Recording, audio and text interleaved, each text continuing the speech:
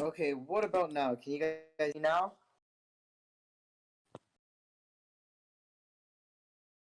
Yeah, okay, finally. About time. I wonder what went wrong, but it just wasn't working earlier. But loud and clear, great. Awesome. Feels good. Let's go. I agree, Cool Pixel Pro. Let's go. It's finally good. So, is this everyone? I think this is everyone. We can we can get started now, right? I don't think we need to wait for anyone else. So, okay, yeah. So let's just get started then because we have everyone here. So everyone, you guys remember what happened yesterday, right? You guys got to work on your hackathon solutions. You had to prepare your team material, your presentation, and everything. And now you guys know that today you guys are going to present your hackathon. So we're all super duper excited to hear your guys' hackathons. But first, why don't you let me know how you guys are feeling? Are you guys excited to present? Are a couple of you a little nervous? How are you guys feeling about the hackathon today?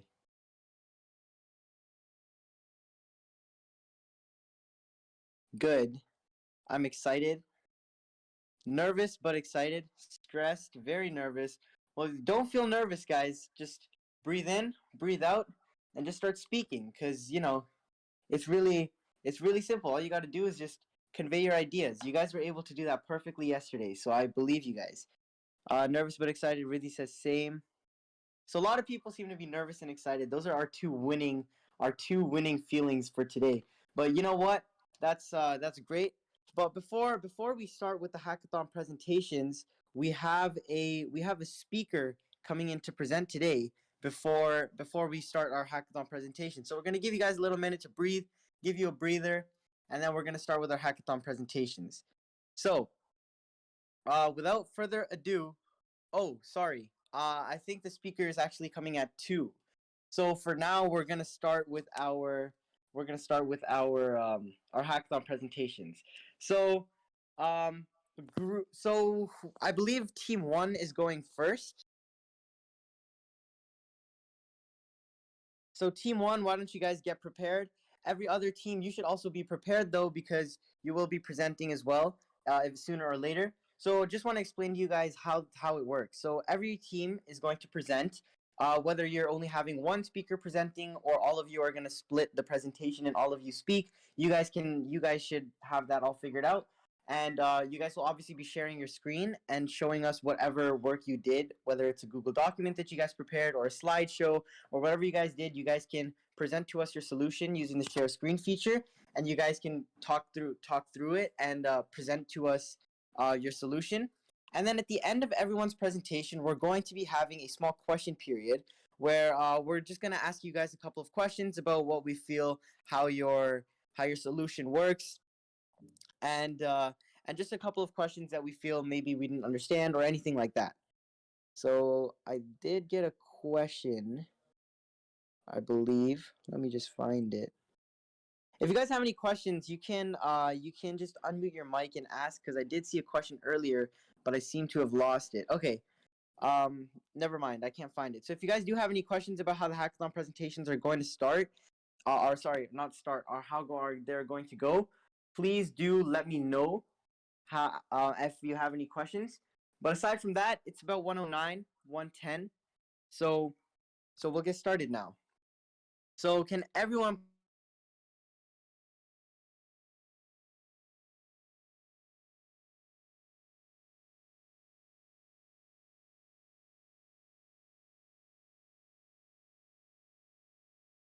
That's so weird. I just got disconnected out of nowhere. But can everyone please put your hands together for Team 1? Team 1, good luck, guys. You guys are the first group that are going up. So we're just going to be presenting right in this VC. So could you guys go ahead and you can get started now. You can share your screen. Okay, I can see your presentation. So good luck, guys, and let's see your presentation. Let's go. Team 1, everyone put your hands together. Let's give them some encouragement, guys. Let's show them some support. And let's hear from Team 1. I can't see the slide presentation. Yeah, another no, you might want to try rejoining.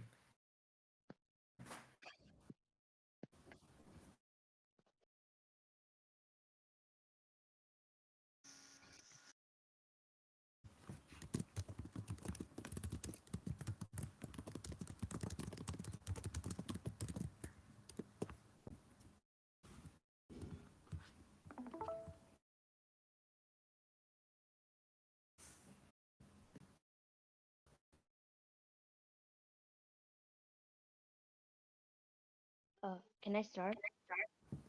Yep, go ahead. This is the slides. So everyone, let's show them some love. Let's show them some support. Team 1, we can see your slides. We can see it nice and clear. So good luck, guys, and let's hear it.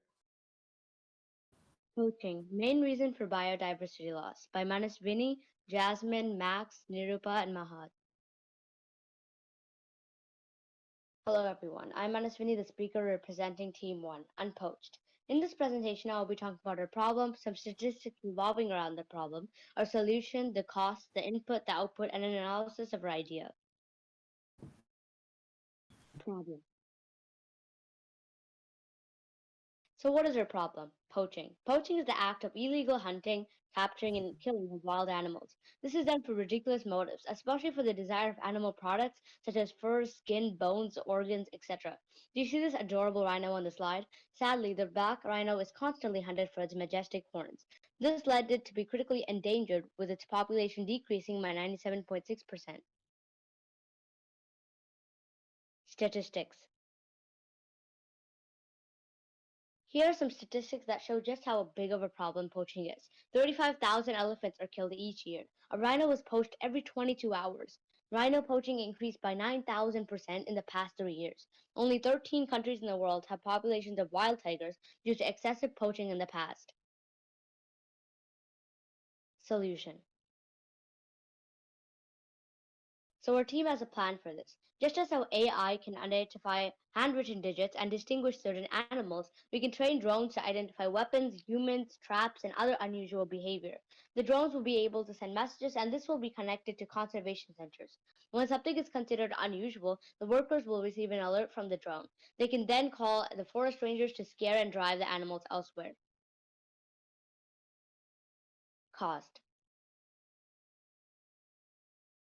The cost of a high-quality drone with all the attachments and controller adds up to around $1,000. These drones have a battery life of only 20 minutes, so we need to find a way to make sure that the drones won't miss out on any potential poachers. Our solution to this is to make a big pole with a motion detector, and the drone will rest on top. When someone has triggered the motion detector, it will notify the drone, which will then start to patrol the area.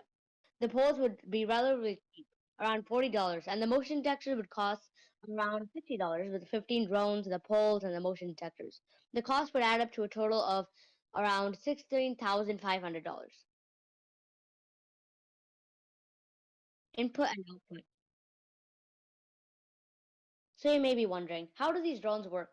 Inside of the drone, there's an AI that will distinguish someone and determine whether they are a poacher or not.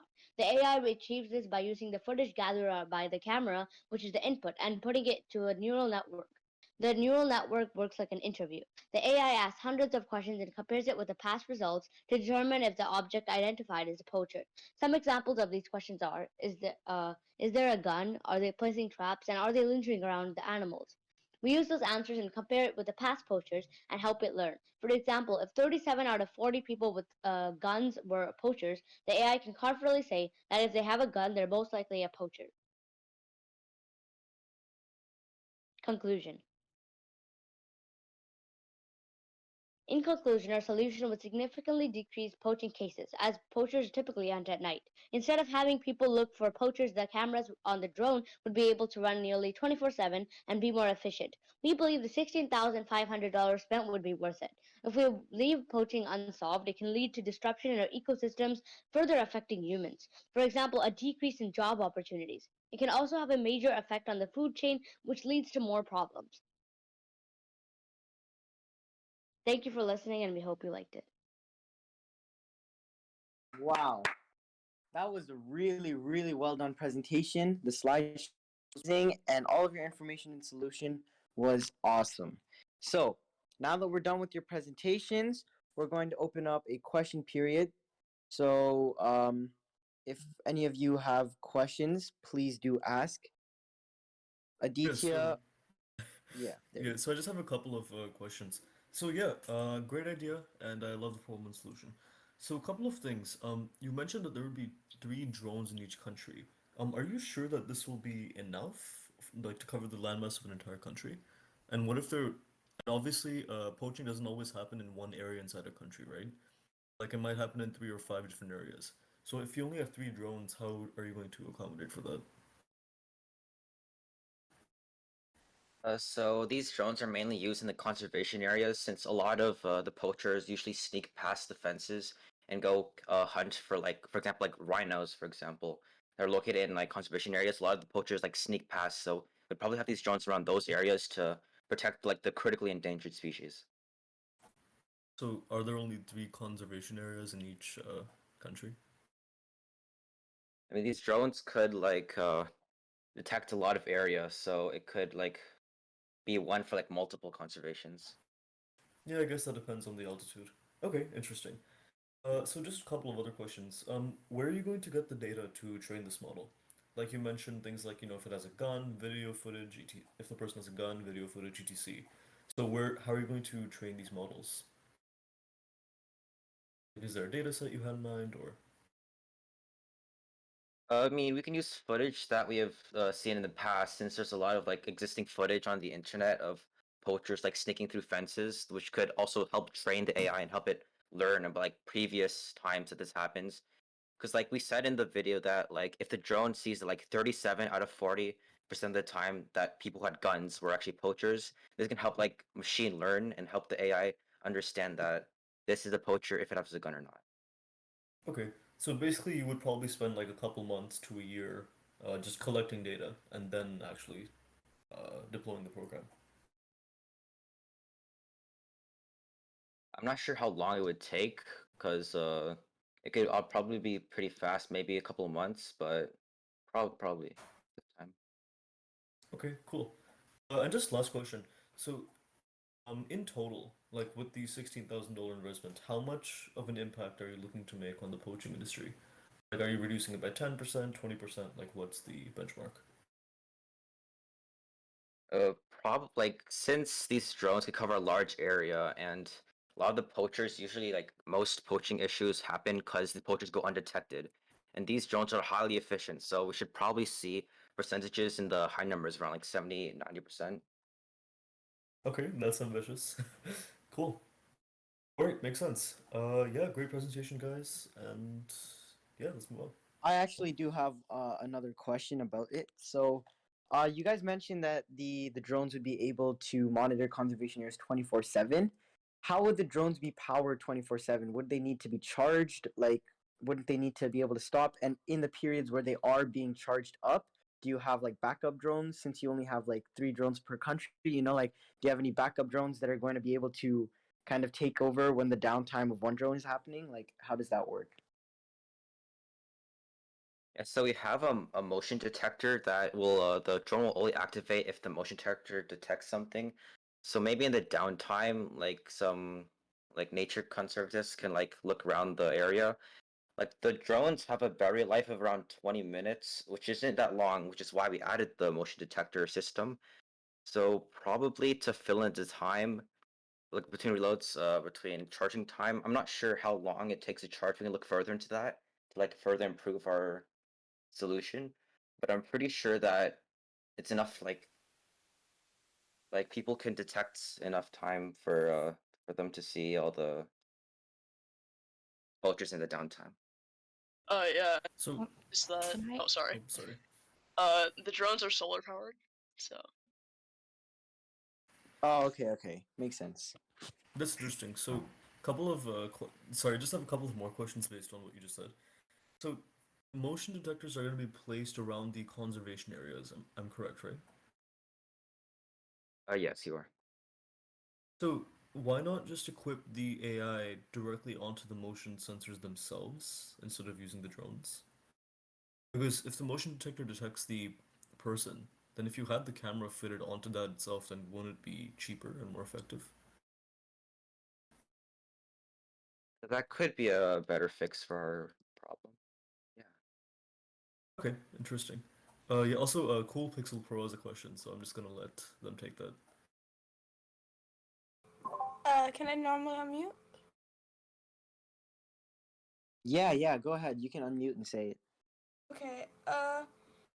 What if like the poachers like can't they just like break the drones or kind of like sneak past them?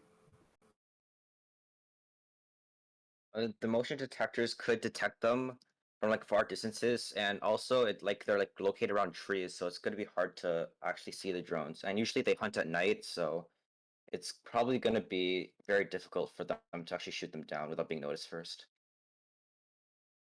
Okay, thanks. No problem.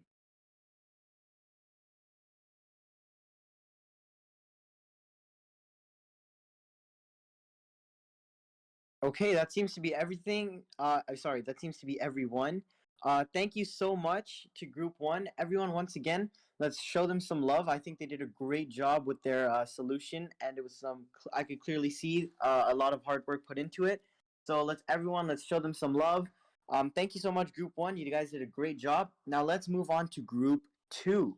So Group 2, you guys can start sharing your screen now, and you guys can start up your presentation.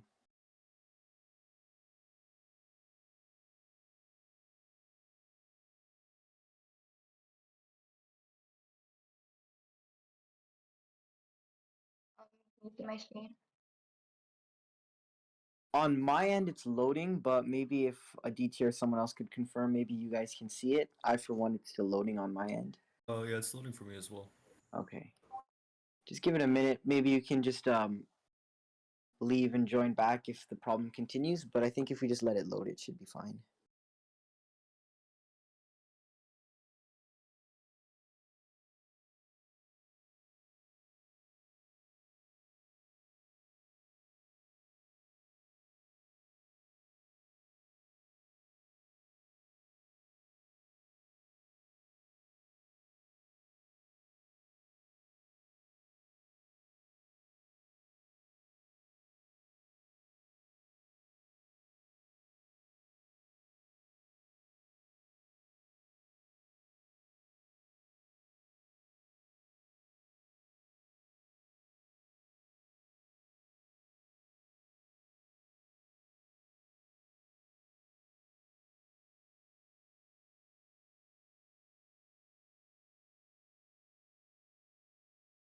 Can you guys see your screen now? Can anyone see your screen? Oh, she just ended it.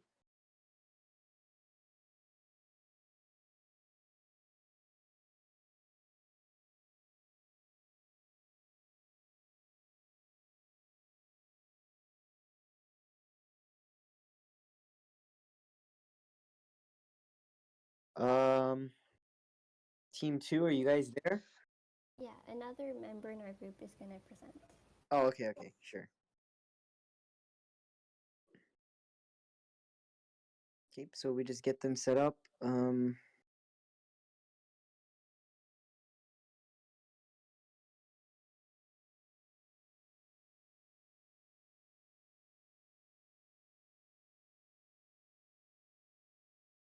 There we go. I can see it now. Perfect. Okay, can everyone see it, or is it just me? I can see it. There we go. Okay, so everyone else can see it. Okay, so everyone give it up for Team 2. Let's go. Let's hear it. Good luck, guys. Good luck. This is our project named Visureality by Amrita, Eliza, Alicia, Selena, and Pia.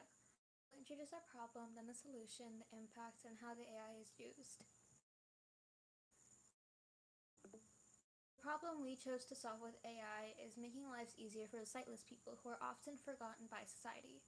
Currently, there are 43 million people living with blindness and 295 million people living with moderate to severe visual impairment. Living without your sight is pretty hard. It's like facing the wall when you sleep or trying to see in the darkness.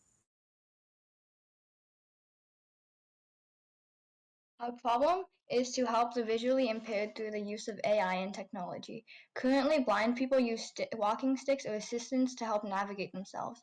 We looked at this and noticed two things. First, the look of a walking stick can expose the fact that you are visually impaired, and another thing is that they help with navigation and safety, but not with recognition of your surroundings.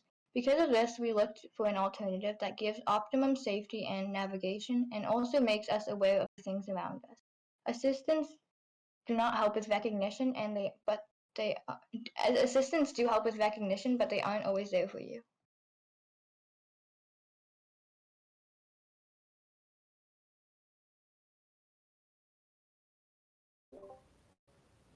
We have listed the negative impacts of being visually impaired, and our solution to end this is to make sunglasses that have a camera on them, a camera, a script, and an earpiece attached. The camera and script will recognize objects, and then this will be explained to the person wearing the glasses using the earpiece. Object recognition and labels of speech are all possible with the technology we have currently. Our solution can help blind people find things faster. It acts as a replacement for a walking stick and still provides maximum safety for blind people. They are aware of their surroundings and how to steer away from objects. This can also help visually impaired people to walk with more style by using sunglasses instead of a regular walking stick. With the great ideas we have, we also have to consider the prices that will come. For this project, we would use frame numbers, which is total of 60 to 100 numbers. Then we need a hard drive with our script, be around 150 to $300. And a small microphone, which is around 90 to 150. Total, that is around $300 to $540. We have 30 workers, and if we make 10 classes 8 hours, we would make 80 classes, which is somewhere from around $24,000 to $43,000. Labor costs $6,000, so about the $40,000 to $60,000 manufacturing cost. So the production cost would be around $2,970. Since this is our invention, we would be the first to come up with this. A future competitors would compete with us for our prices. To overcome them, we plan on setting up coupons for redeeming codes and increasing advertisements to get more sales.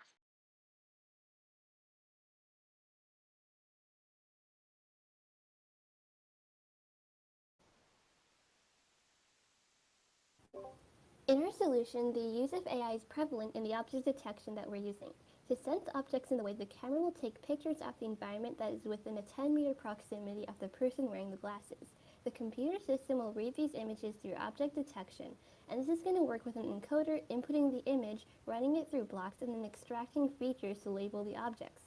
The output from the encoder will pass to a decoder where labels are going to be predicted. The decoder will be used through a regressor. It's going to be connected to the output, and it's going to detect the location and size of the object. An extension of this is a region proposal network where the pixels of the detected object will be proposed to determine an accurate label of the object in the area. The distance from the object will be detected through high-frequency sound waves, and the reflected wave will be measured. The glasses will be scripted to read text, and then all of this information will be explained to the impaired person in the earpiece. Thank you.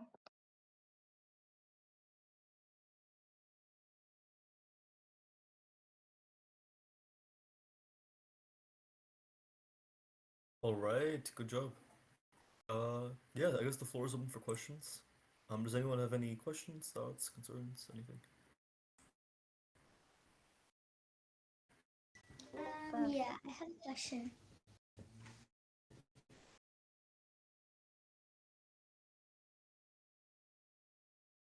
Yeah, go ahead. What would happen if the glasses accidentally break or something, or if they lose them? Well, I mean, they could always order another one, and it's probably not going to break because they're sunglasses, but like in the chance that they do happen, like we said for the economics and competitor perks, we have promotion codes and coupons that they could save money on to purchase more glasses.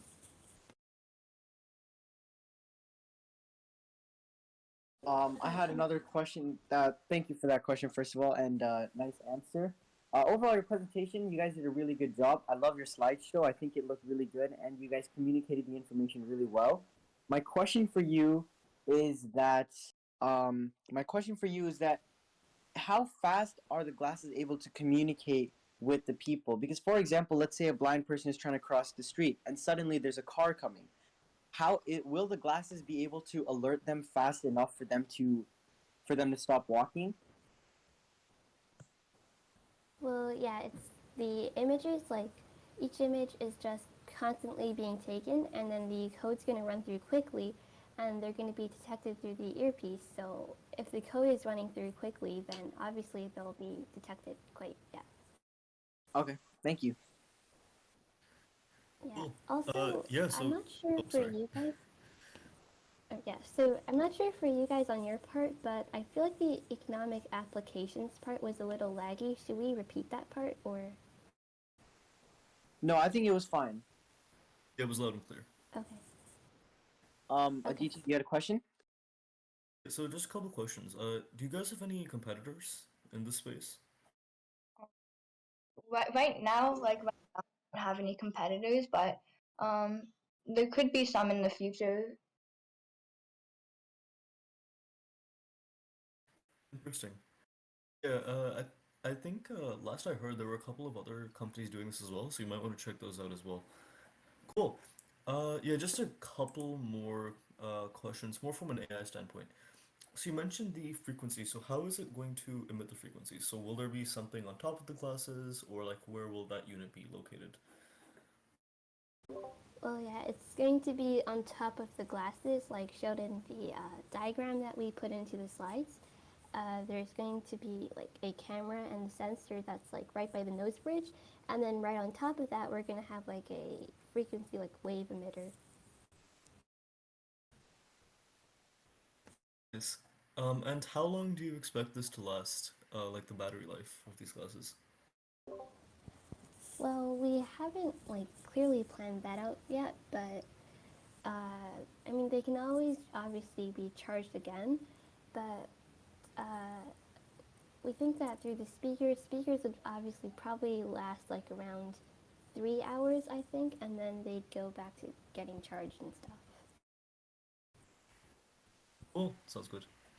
I love the idea. Awesome. Thank you guys so much. Let's give it up for Team 2. Awesome job. Everyone, let's show them some love. And with that presentation concluded, we can move on to Team 3. Everyone give it up. Put your hands together for Team 3. You guys can go ahead and start your presentation now. Good luck.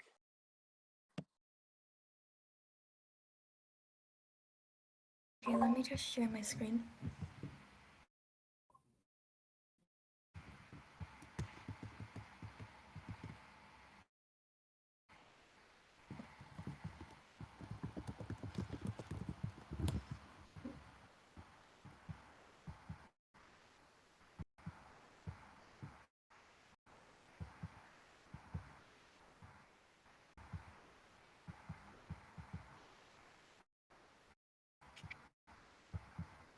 One second.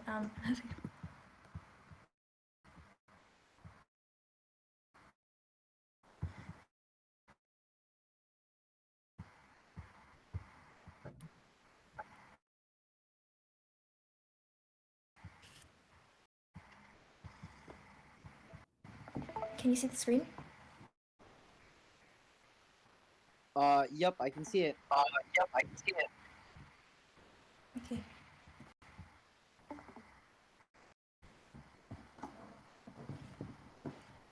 Okay, should we start? Yeah, go ahead whenever you're ready. Okay. Good afternoon, judges. I hope you're all well. Now let's get the ball rolling for our presentation.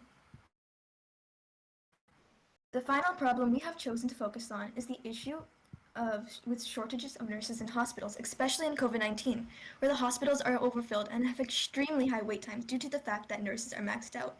With overfilled hospitals and staff having to work overtime to keep the hospitals working, patients are not served to the best of their abilities. Not only this, but nurses and doctors might be unable to analyze the symptoms a patient may be facing to their full potential, and this might result in diagnosing either the wrong disease or giving no diagnosis at all. All in all, our problem is the inability to fully discern the symptoms of certain medical issues. This is because they usually oversee no more than 2 patients but are now being given 6 to 8 patients to take care of. 62% of hospitals are reporting nurse vacancies higher than 7.5%.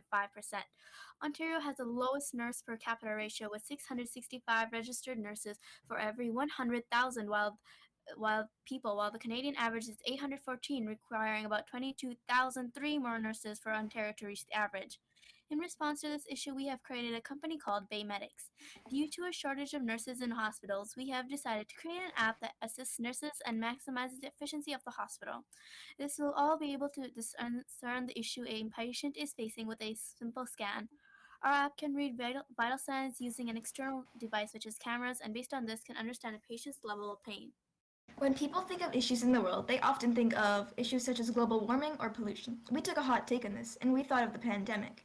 Due to the pandemic, in hospitals there was a wide shortage of nurses. Hospitals are extremely understaffed, and they push their nurses to extreme limits, and our app will help lessen the stress.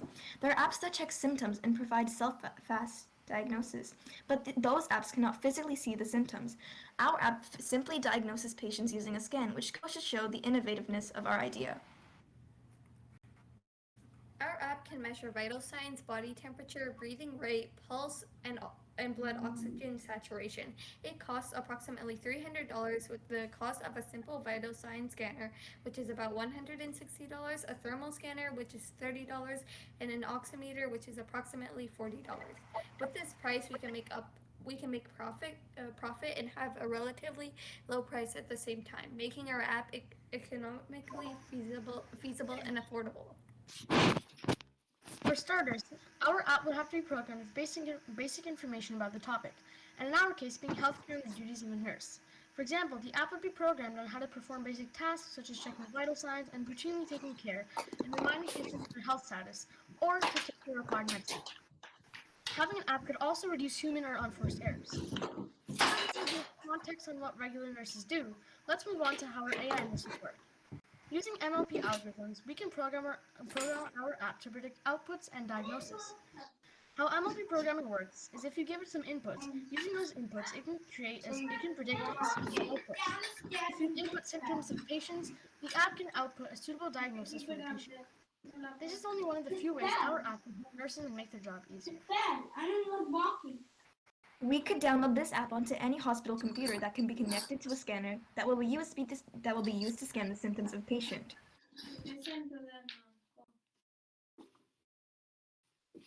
Every time we go to the hospital for whatever needs we may have, because these nurses are all maxed out and working overtime as a result of COVID, the wait time is super long because the nurses aren't able to attend to everyone at once. Our app will lessen the workload of the nurses and help them work to their full potential, and overall de-stress the environment. And if the nurses can work to their full potential, then the wait time won't take forever.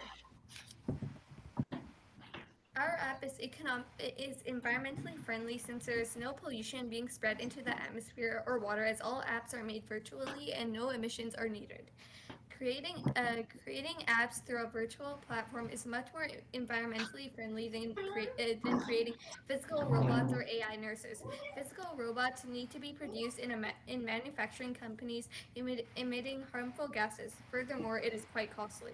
Therefore, our app is extremely environmentally friendly. Our next steps would involve conducting further and more intensive research into our topic, and we would research on how to fully program our app. Not only this, but we would also add new features that would help lessen the workload of nurses, such as filling in paperwork and etc. We always hope to make a positive difference in the lives around us. Thank you for listening to our presentation. These are our sources. Right, cool. Great job. Fantastic presentation. We're now opening up to any questions that anyone has.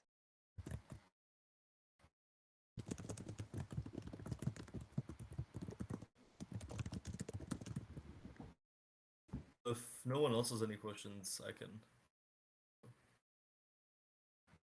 Yeah, Oh, DT, yeah, you so, can go ahead. I don't think anyone else has anything. Cool. Love the idea, love the concept. So just a couple questions. Number one, from what my experience has been working in the healthcare/AI space, I think there might be some other competitors. So what separates you from other brands and companies that are doing the same thing?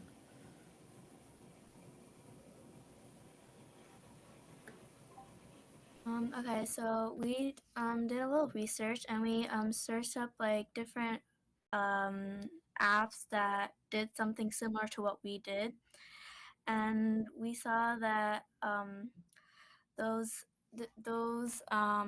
other competitors would have like apps that diagnose symptoms based, and they do quick assessments based on they do assessments, but our thing has a scanner that like shows what our patient is going through right now, and it helps diagnose further and give a more intensive summary of what's going on.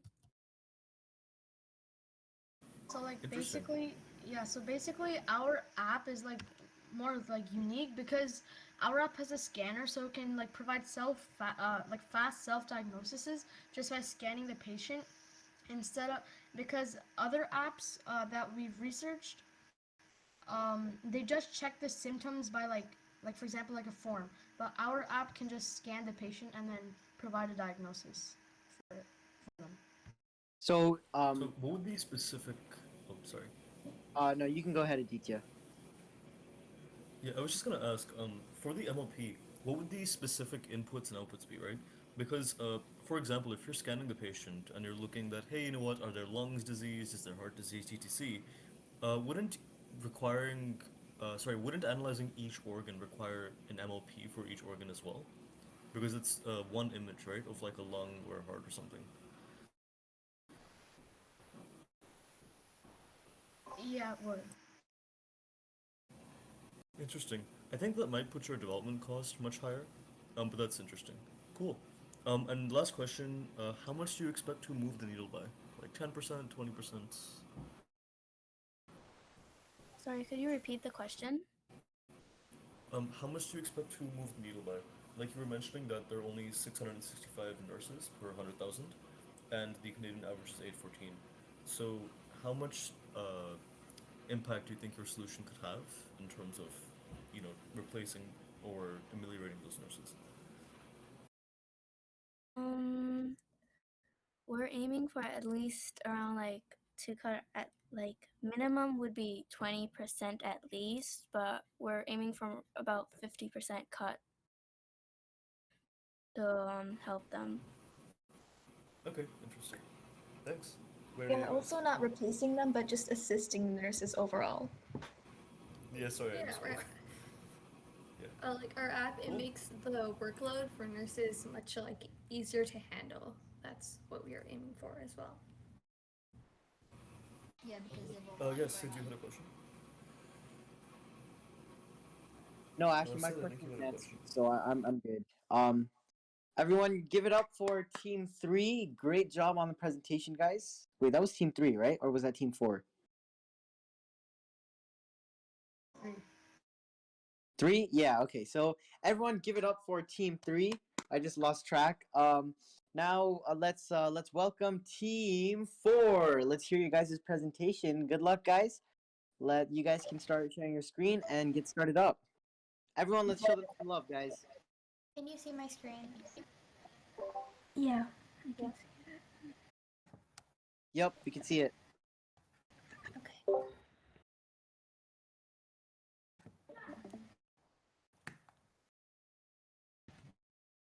So ASD Watches. Okay. Start? Okay. ASD Watches. The name of our company is ASD Watches, which stands for Autism Spectrum Disorder Watches. AI is paving the way for the future and automating many processes to make work easier.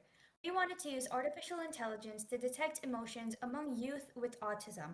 Unlike trained medical professionals and teachers, parents are generally not trained on how to react to their emotions, but our idea will help the parents understand how their child is feeling and how to react to his or her behavior. It will help parents understand what their child is or isn't comfortable around, and this will overall help the child's social, communication, and emotional skills.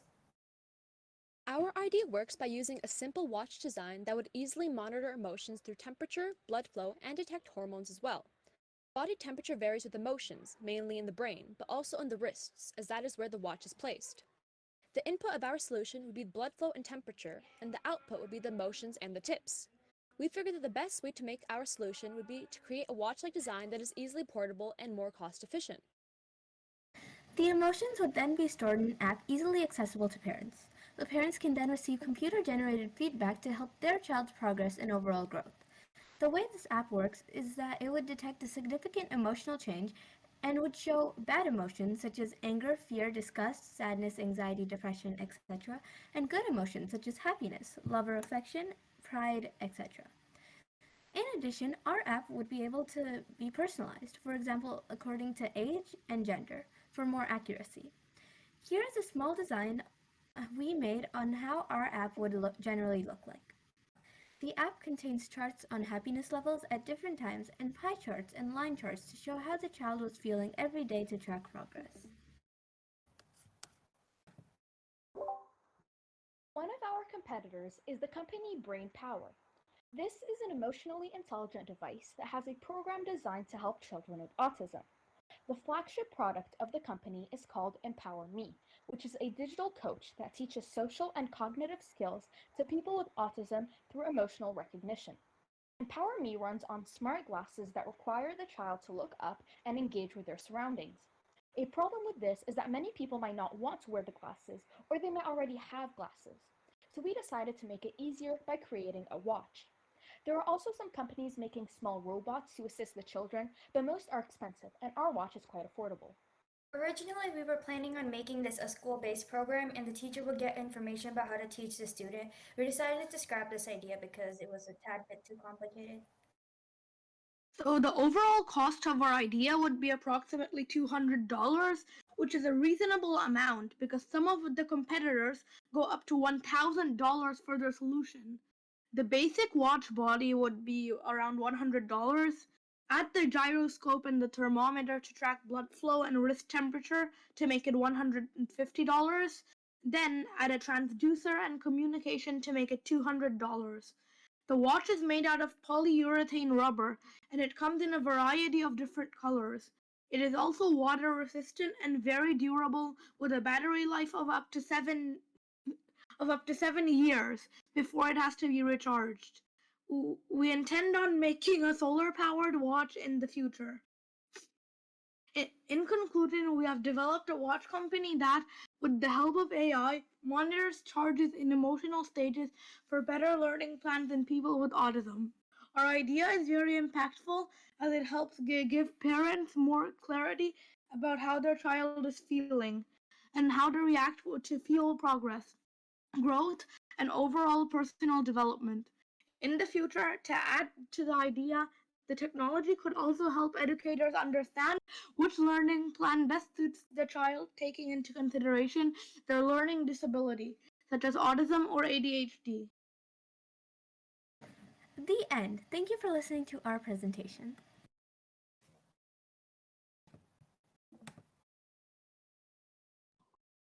Wow, great job, guys. Fantastic presentation. We'll now open up the question period.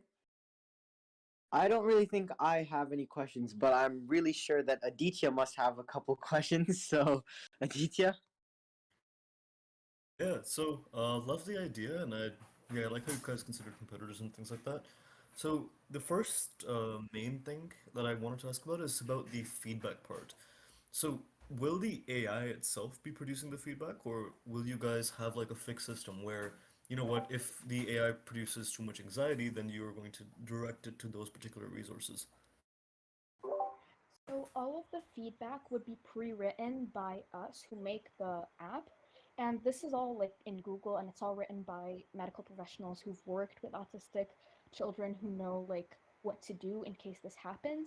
And when the app notices a dramatic change in the emotional levels that increases anxiety or drops happiness, then it would auto-generate the feedback that was already given to them, and then whichever one works best by increasing their happiness level, dropping their anxiety level, would be kept for the next time this happens again, and whichever one wouldn't work, then that would be removed from their system. So in addition to giving feedback, you would also be collecting data on how that feedback affected the end emotion. Yes, because the feedback is different for everybody that has autism. Like, not one feedback is going to work for everybody. So it's really like unique to the person with the watch. So how would you determine? Actually, no, that makes sense. Never mind. Yeah. So just one more question. So if you guys are, sorry, I just forgot what I was gonna ask. uh, hmm. Sorry, I was just gonna ask you guys, if you do collect the feedback and you're like giving feedback to different individuals, how much time and resources do you think it would take to create that feedback and make it individualized in the first place? Well, as soon as it would know, so I don't know if you saw in our design, but it has a little checkbox beside each feedback. So when you check that, it would see, like you check it once you use that feedback, and it would see how that affected the emotional changes, and it detects it pretty quickly. So it would know which one worked best in like a matter of like minutes. It wouldn't take that much time. And then it would like slowly Yeah, makes narrow down sense. the tips. Cool. Yeah, that makes sense. Sorry, just one last question. So how will you guys differentiate between correlation and causation? Like, for example, if you give someone feedback and you notice that there's been a spike in their like blood temperature and everything like that, then how do you guys know if that's going to be because of your feedback or if it's because of some external event that you don't know about? Like, how will you differentiate between those two?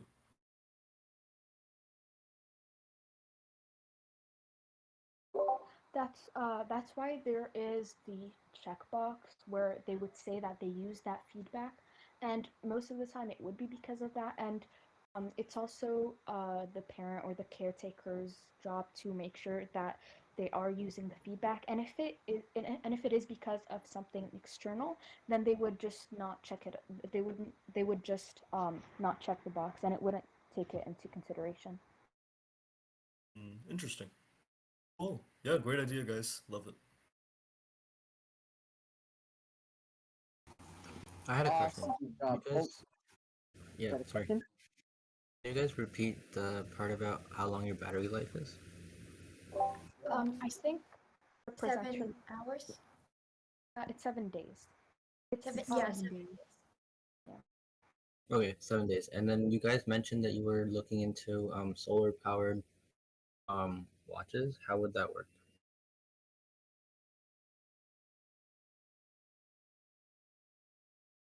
It would have like a solar panel on the charging device. And so it would be wireless, and you would put the charging device by a light source, and it would charge it that way. Okay, cool. Thank you.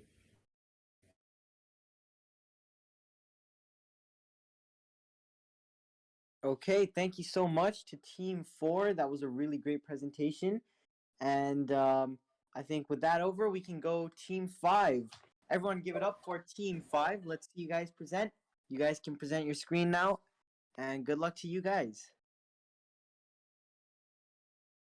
Alright, can you see my screen? Yes, I can see your screen. Alright, can I begin? Yeah, whenever you're ready. Okay, so the name of our presentation is A Cure to Illiteracy. So, the problem at hand. So, the global problem we're combating is illiteracy and the access to basic education for people of all ages. Illiteracy is the concept of someone not being able to read or write. More than 72 million children of primary education are not in school, and 759 million adults are illiterate and do not have the awareness necessary to improve both their living conditions and those of their children.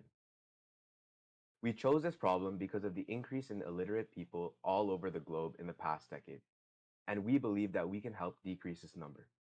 We can help combat this problem now and for years to come. So you may be asking, why is literacy so important? Well, literacy is critical in eliminating gender, racial, nationality, and religious inequalities in access to school, work, healthcare, legal representation, and civic participation. Low literacy levels are frequently associated with poor health outcomes, as they result from a lack of comprehension of health information and diminished capacity to make appropriate health choices. Illiterate people struggle to get a job or make more than minimum wage. Literacy also helps your future in many ways, such as being able to communicate effectively and provides you with a life skill.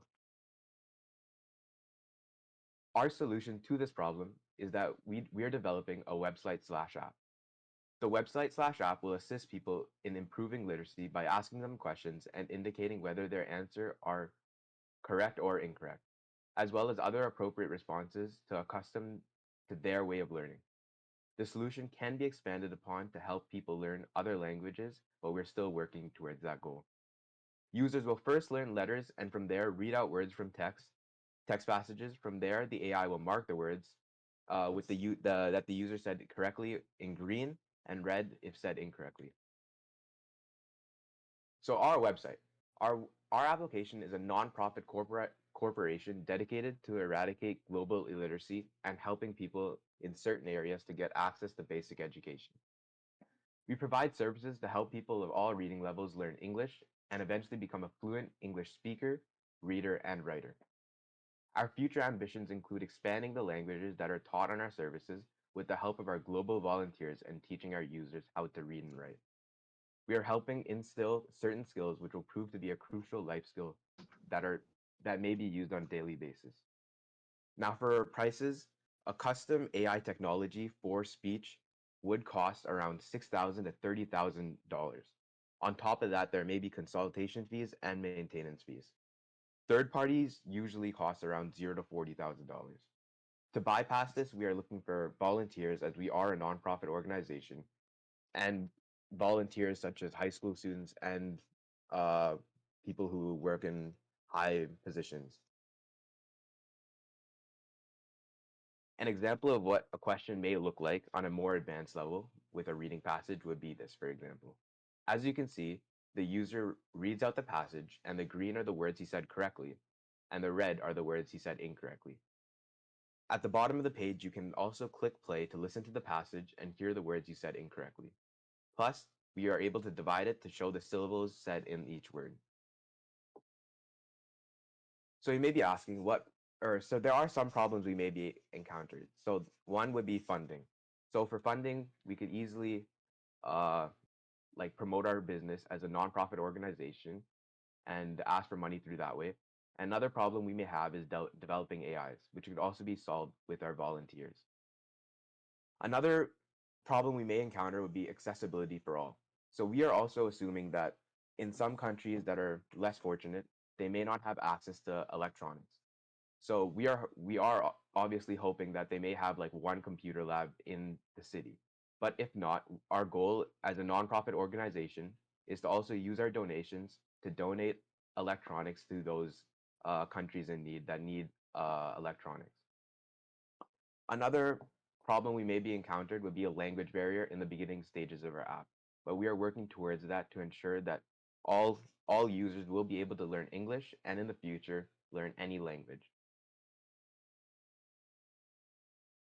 So you may be wondering, how is our solution different from our competitors? Now, a main competitor all of you will know would be Duolingo. So our application and website is unique among competitors as it is an interactive learning environment that adapts to the user's degree of literature knowledge. Our app/website integrates a variety of enjoyable and unique approaches for teaching children to read or write.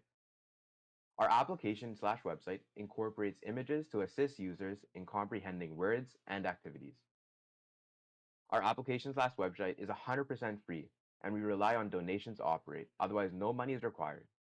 Competitors' apps demand a basic reading skill, whereas ours do not. So we teach right from the basics, and that's what differentiates ourselves from our competitors. Translations on other apps are also iffy and aren't as well made, and we are working to make ours as best as possible to be the best in the industry. As well, the technology for speech recognition has not been perfected in these other apps, and so we believe this is a growing field where we can be on top. So for our inputs and outputs, so our inputs pass the pattern of sound length waveforms, and it then goes through a dense layer looking for certain sound length waves of alphabetical characters. Our outputs are then displayed on the screen that indicate if what the user said is correct or not. Now, another form that we are different from our competitors is that they have been using methods such as passing their pattern through sound length. Where we are looking to avoid that is first running a dense layer where the words that they're said are written down, and like how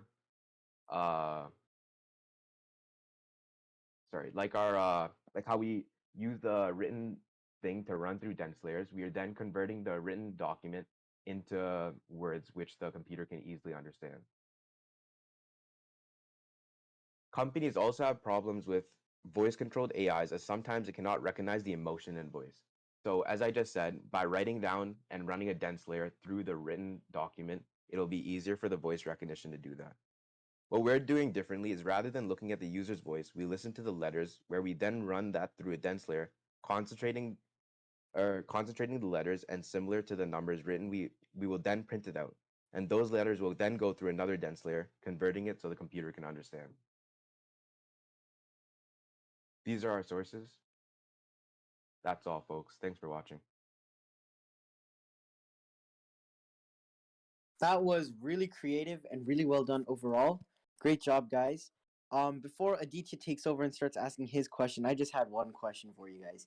So you said at the starting of the app, you said that you're working towards eliminating that language barrier. So how do you plan on doing that?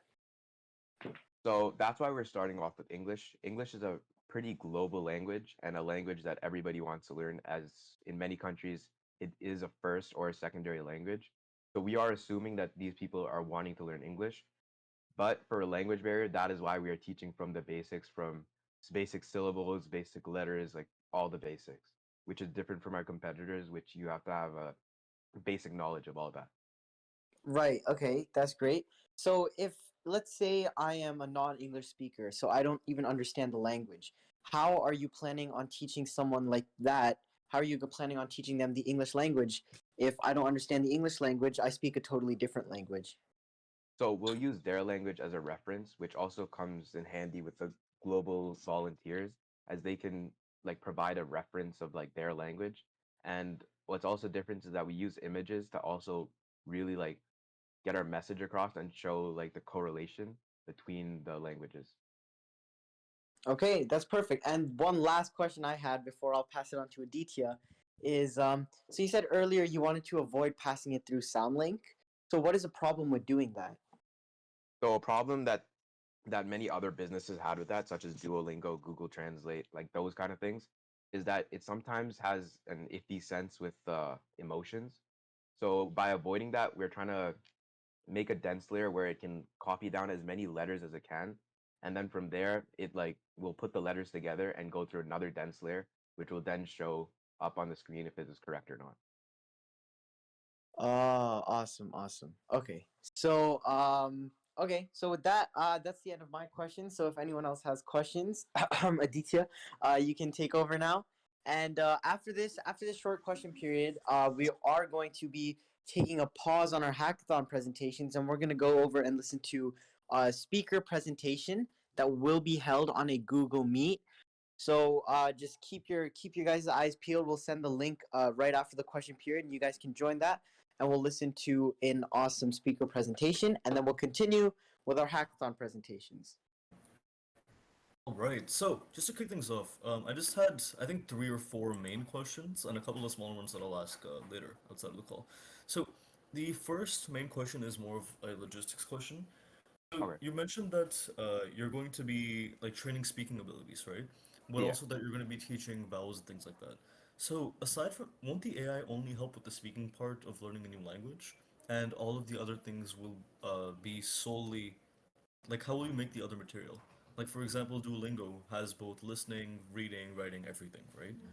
So are Yeah. you guys only focusing on speaking, or how is that going to work? So right now we're focusing on speaking and a little bit of reading, but for speaking we're also looking at the syllables and the way it's pronounced.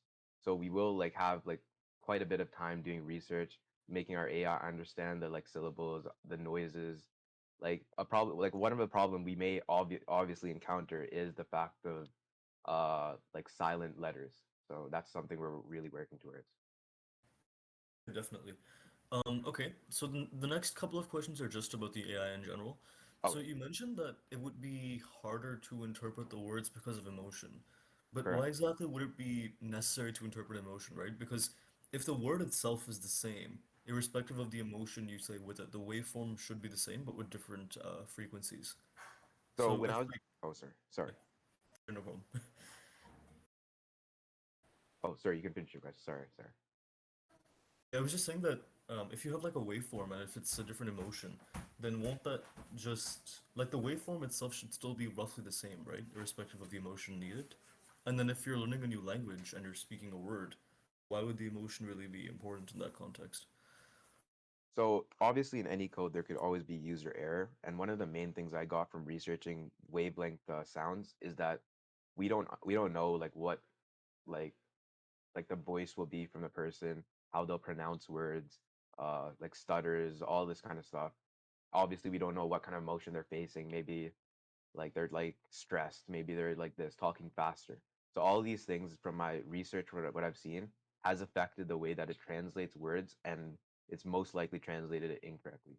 And we obviously can't assume that everybody's going to talk at like a mellow tone pace at the same time. Interesting. So a couple more questions. What is the location that you're looking to deploy this in first? Like you mentioned that you're assuming that there's a computer lab in these particular areas. So do those computer labs need to have mics, or like what location specifically are we thinking about?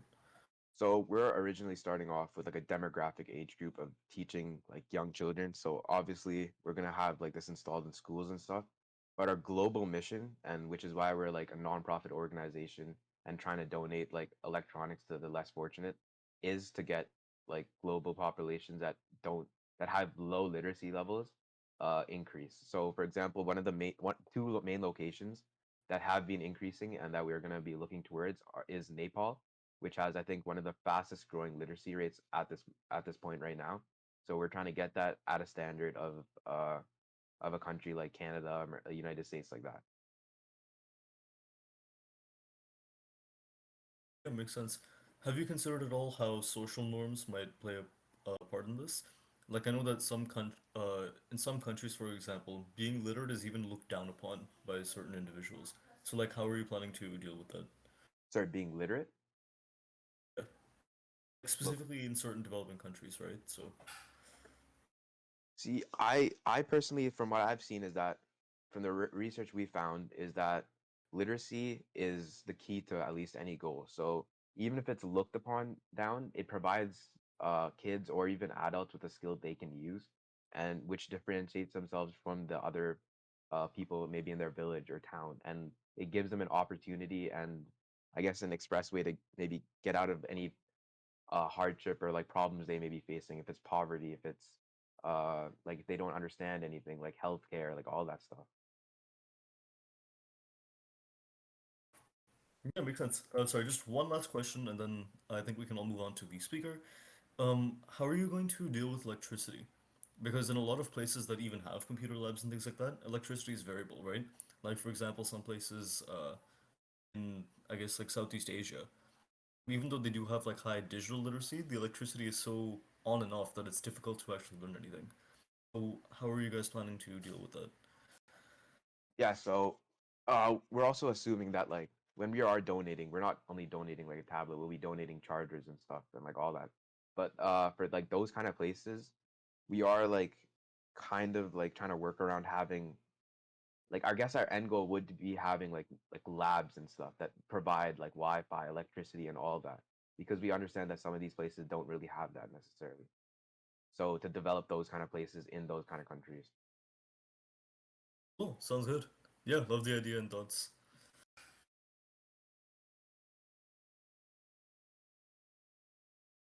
Okay, so with that, guys, we're going to transfer everyone over. If you refer to the announcements channel, you can see a Google Meet link. So we would like everyone to join that Google Meet so we can listen to our speaker presentation now. So we're going to take a break on the presentations for now, and we'll after the speaker presentation, we'll continue with more of the hackathon presentations. But for now, if everyone could go to the announcements and join up the Google Meet, that would be awesome, and we could all listen to the speaker presentation. So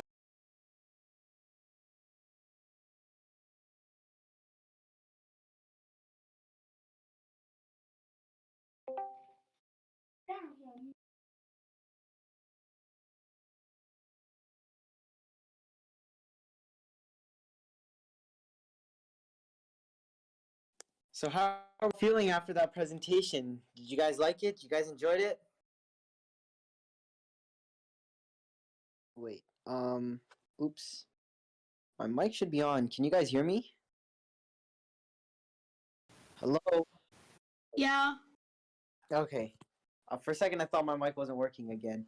Yeah. So, what did you guys think of that presentation? Did you guys enjoy it? Did you guys learn a lot from it? It was good. It was good. Awesome. Nice to hear.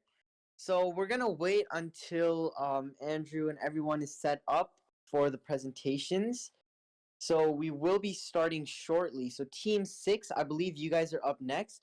So you guys just kind of prepare, get your slideshow ready, get all of your presentation material ready, and you guys just be on standby for when to start. This is only we only have 4 more presentations left: 6, 7, 8, and 9. So after that, you guys will get a short break, and we'll be able to judge who wins, and we'll come back after that. But Aliza says, are the results going to be delayed? Maybe slightly. I think we're mostly on track though, because it's 2:30 right now. We'll see, but most probably the results might be delayed by maybe like 10, 15 minutes or so. But we can only really know after all the presentations are over, because we don't know how much more time it's going to take, right? So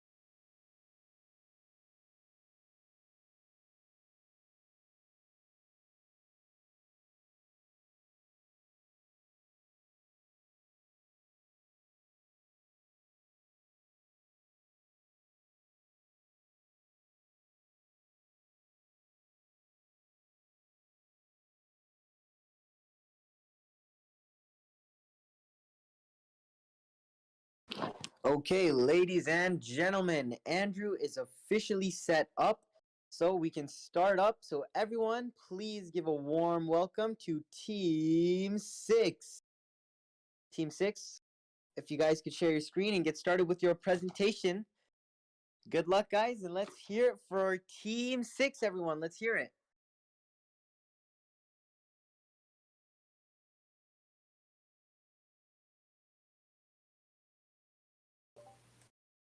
Hello? Yep, hello. Oh, yeah, I just wanted to see if you can hear me. Yep, we can see and hear you, so the floor is all yours whenever you're ready. All right, implementation of heartbeat monitors in gaming controllers by Maggie, Emil, Ishita, Samara, and Angelina. Problem. Link between stress, gaming, and health issues. Studies show that a stressful in-game situation leads players to experience a stress reaction in real life. Results from the study indicated that some video games increased negative emotions ratings and decreased heart rate variability, but not blood pressure. This was associated with fighting game players, but not between puzzle game players, showing the correlation between cardiovascular stress responses. Gaming stress can cause emotional symptoms and physical symptoms. Emotional symptoms include easily agitated, frustrated, and moody, feeling overwhelmed as if you're losing control, and making yourself feel esteem worse. Physical symptoms include low energy, headaches, anosmia, and stress can cause a whole lot more, including cognitive symptoms as well as behavioral.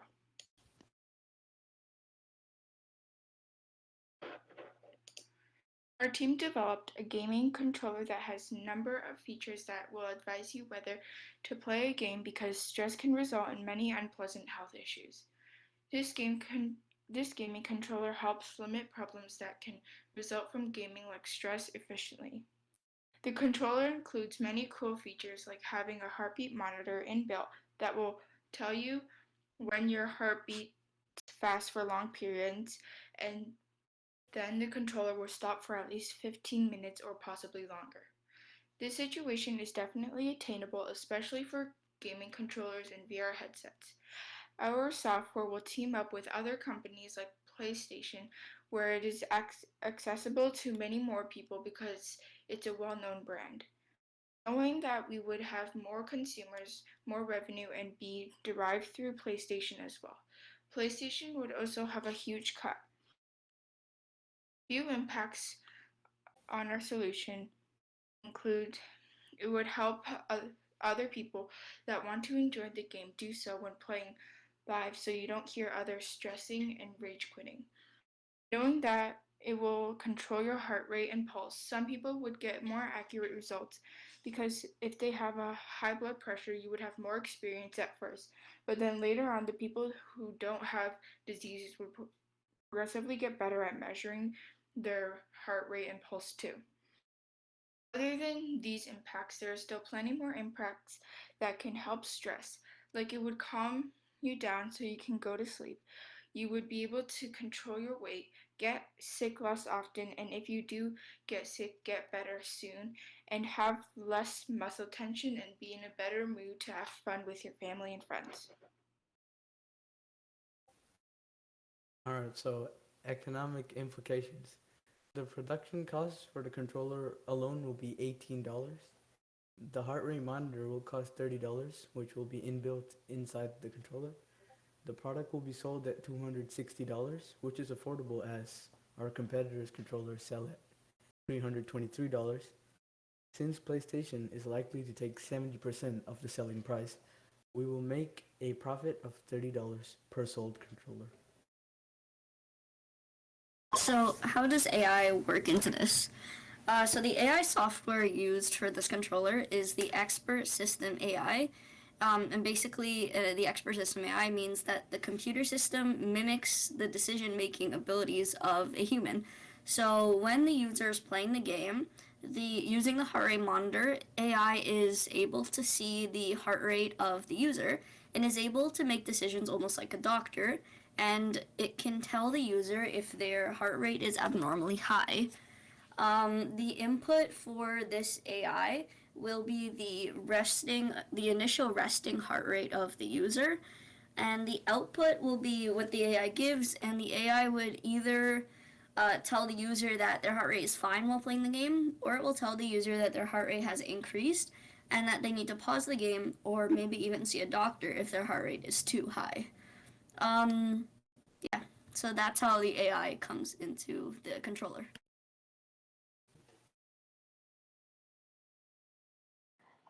So how are we different from our competitors? So for one thing, we are definitely sure that we want to try to make this happen. Like we've set our ambitions straight, and this is definitely what we're going for.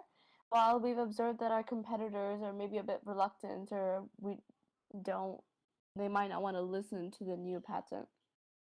And another thing is that the purpose of our controller is to kind of see the amount of stress the user experiences in a game and encourage the user moderation if they need it.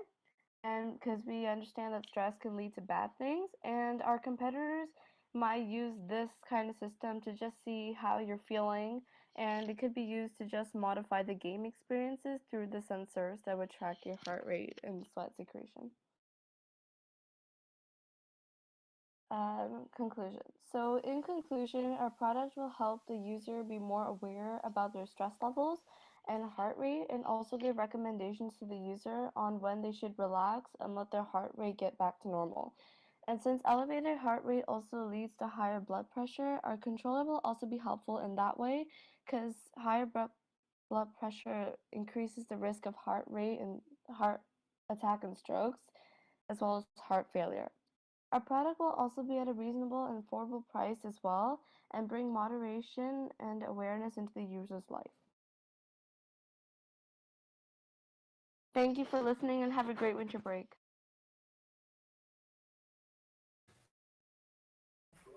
Alright, yeah, that was awesome. So, does anyone have any questions?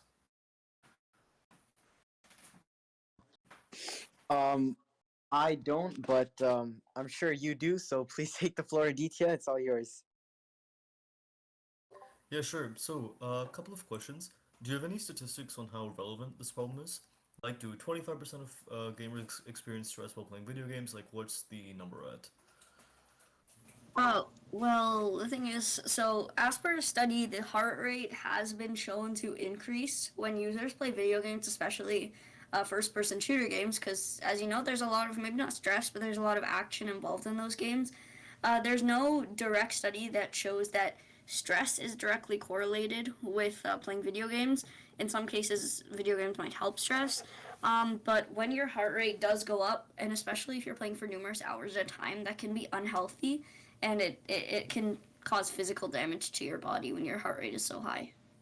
So, are there any studies or reports that show the long-term effects, specifically of video game stress, right? Because we know that stress has negative long-term impacts, but does do video games particularly cause a significant amount of stress as opposed to other factors?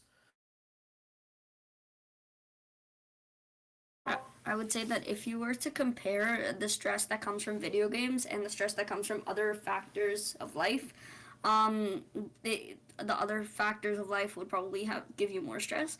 But there is no other solution.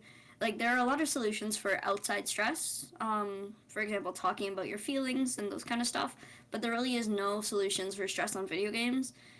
So that's why the controller. We thought of the controller. Okay, is there a market need for your product? Yeah, I think there definitely is a market need for the product because I a hope lot more of specific people. wise, like, are there any stats that show some people would be interested in this, or?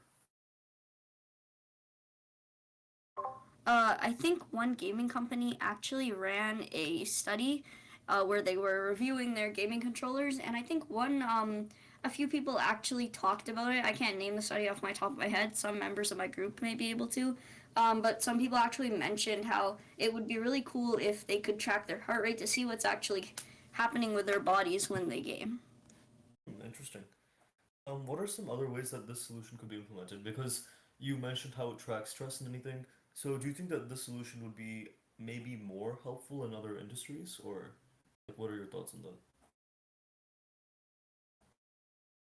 Yeah, for sure. I mean, I know that the concept of using heart rate monitors has really exploded in the past few years with smartwatches and wearables technology. Another area that scientists have been kind of studying on is education. For example, exams. Exams cause students a lot of stress, and it might not only be that they don't understand the material. It's a very stressful environment overall. Knowing that a lot of your grade depends on one exam in a few hours.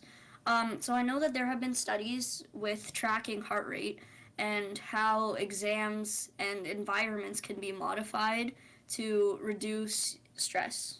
That's how the heart rate monitors have been used. Interesting. Yeah, so just last question. So you mentioned that you'll be partnering with PlayStation. So, uh, so basically you'll be partnering with them to ensure that your controller is actually compatible, right? With a particular gaming console?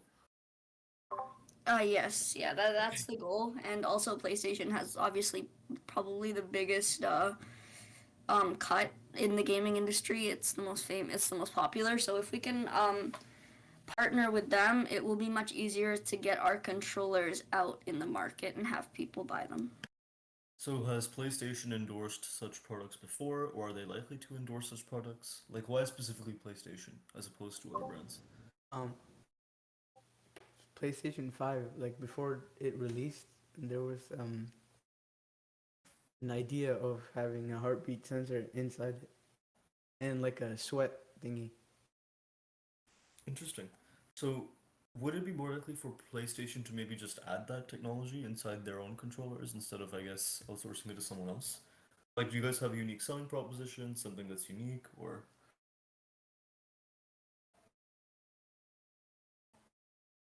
I think one thing that would be unique about our controller that PlayStation hasn't thought of is designing an app or a software program that the tracker that the user can how the user can look at their heart rate and get visuals upon it because it's kind of weird if the controller is like speaking your heart rate is this take a break, but if there's an app it'll make for a much more friendly user interface, and that's something that PlayStation hasn't used or thought of in the past.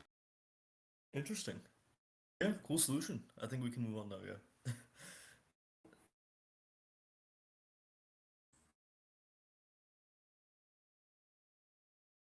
So I think that's all the questions that we have. Um, Everyone, give it up for Team 6. Great job, great idea, great presentation overall.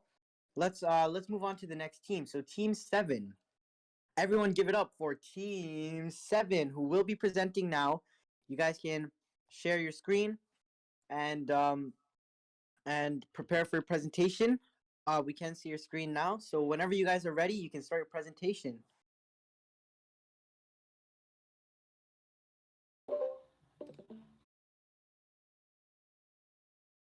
Procrastination is a very important problem currently. We all know someone who procrastinates, or maybe even we procrastinate. Procrastination occurs when a person has negative feelings towards something. To avoid working on it, they do other things. More than 1/5 employees around the globe procrastinate. Our company, RemindMe, takes the input of the website link and converts the letters into numbers. It also takes the letters and numbers of the website that a person is supposed to be on and converts it into numbers as well. The output is whether or not they're on task. If the person is not on task, then it sends them a notification saying that they are not on task. Along with the notification, it sends them a link to talk to someone who knows what the task is about. This can help reduce the negative feelings associated with the project or assignment. Overall, this technology can cause a huge difference for everyone who procrastinates.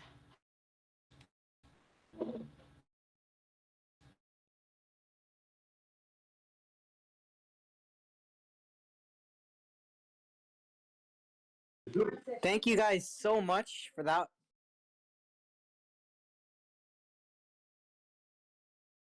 Sorry about that. But thank you guys so much for that awesome presentation. It was short and sweet, and I think it was great. We'll now open up the question period for anyone who has any questions about this presentation. Yeah, so just a couple of questions here. So you mentioned that it would also send a notification to to someone who is experienced in that topic to reduce negative feelings. So how would you does the user have to input the names of contacts or something? Would you need access to their emails or something? Like how would that work? So the user would have to share like what the assignment or project is about, and then basically there will be people who can connect with them and just talk about it. Like if the negative feelings are associated with that task because the user does not understand it, then maybe they can talk to someone who knows more about it so that they can help them understand it, and then those negative feelings might gradually decrease. Okay. Is there like a company or an organization that has done something similar with repeated notifications? And what is the benefit that they saw in procrastination? Like, was it reduced by 25%? What was the number at? Uh, one one of the some a specific app called Duolingo, they do the same thing sort of. Like they could send you emails whenever you don't do it, but at the same time, like some people just ignore their emails and they don't really kind of care. So ours kind of like steps up to that. Yeah, and there are many apps that help with time management, but that doesn't exactly help with procrastination because the root cause behind procrastination is that a person has negative feelings towards something. So time management might not help them with those feelings and they might still procrastinate. So there are companies that send notifications and help with time management, but ours is more innovative because ours actually helps them with procrastination. Interesting. So you mentioned that the input to the AI is going to be, I guess, the text that they're typing and everything. So why would you need artificial intelligence for this? Like, I guess if you're just typing something, then can't you just have an algorithm that observes that as opposed to an AI?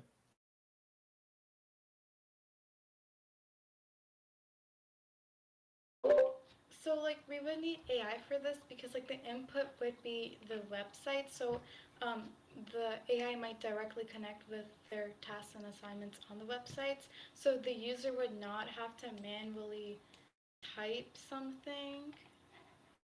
So it would also find their tasks and assignments just based off of their screen, right?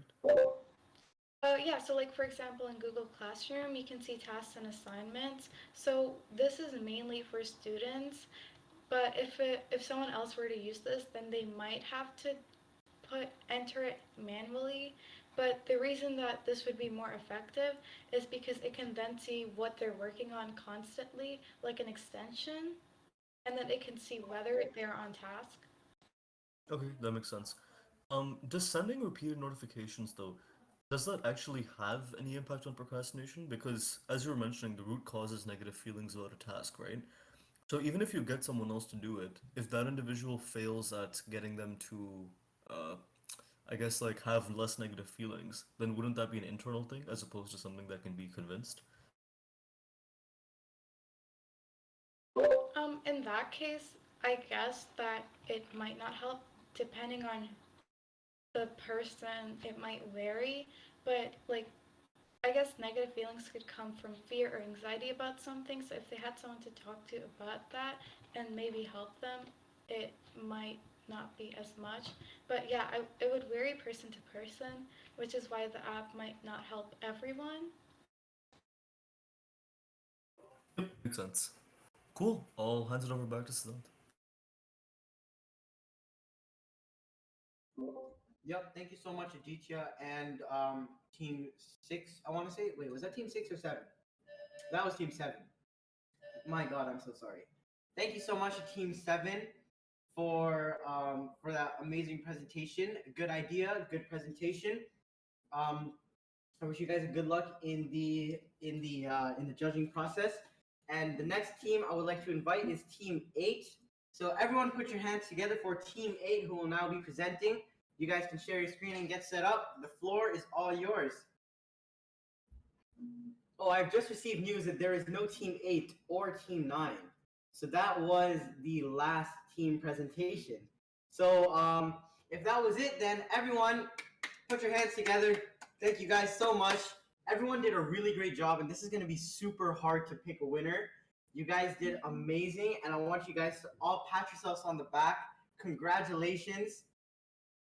You guys did great, and you learned a lot, and you guys should be proud of yourselves. So now we're going to take a short break. It's 2:57 now, so it's basically 3. So we'll send you guys on break, and then after that, you guys can come back and we'll announce the winner. So during your break, we will be judging all of your presentations, and you guys can do whatever you want. You can take a walk, go for a stretch, eat some food.